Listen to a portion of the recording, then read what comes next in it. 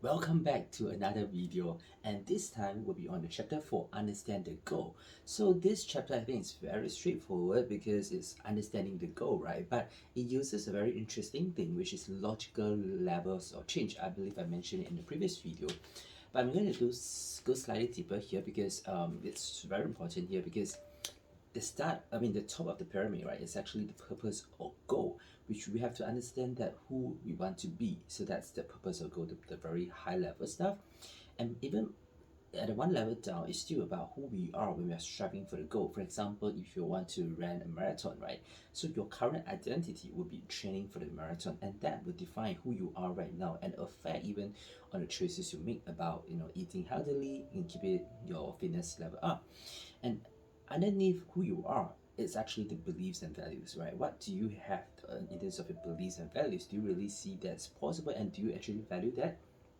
And even at another level down is on the skills and capabilities, right? What would require you to actually have in order to achieve the goal, right? What are things needed?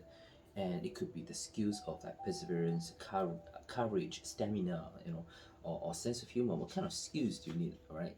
And then with that values and beliefs, that translates into your behavior level, right? Which means what you actually do in terms of the day-to-day behavior, and how do you actually change that in order to for you to achieve a goal. For example, in the case of a marathon, you might want to incorporate some training into your day a few times a week, etc. So how, what can you do to change that behavior?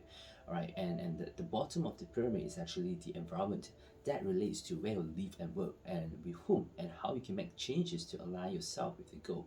So you want to change job, you want to change hours of work, you want to move house, you want to change basically anything minor that enable you to reach your goal. So if you realize these are the things that we can consider and help us to align ourselves with the goal. So he also mentions one important point about understanding a fitness goal, because we don't necessarily need to run a marathon, or may not even want to run at all, because walking could be also a form of our fitness goal, right? You could do like power walking, walking the dog, walking to work, etc. So what form of fitness would actually can be in various from walking, running, swimming, or playing a sport, etc. So I think it's more on understanding what are the things we can do rather than fixing into the activity. So that's why it's really about understanding your fitness goal rather than just the activities alone. For example, another example here is on understanding your weight loss goal, because you want to avoid these like away from goal. You don't want to like, I want to lose weight, right? So instead you want to understand the goal by thinking what would exactly be constituting as the success. For example, you want to look fit, for example, able to fit into that jacket, into that dress, for example, or you want to get some compliments, good comments about how good looking you are, for example, when you are much slimmer. And then you would also want to think, for example, about what's your underlying values and beliefs, right? Why do you exactly want this goal? Is it because you will make someone else happy or make you happy? Yeah, so your weight is unlikely to be the sole reason you're unhappy. So losing the old weight alone may not change anything, right? So or is it because you lack of confidence, etc.? So try to understand deeper in terms of like even on a goal of like weight loss, right? And check on your belief as well, because some people may not even believe they can lose weight even when they're tired, right? Diet, sorry.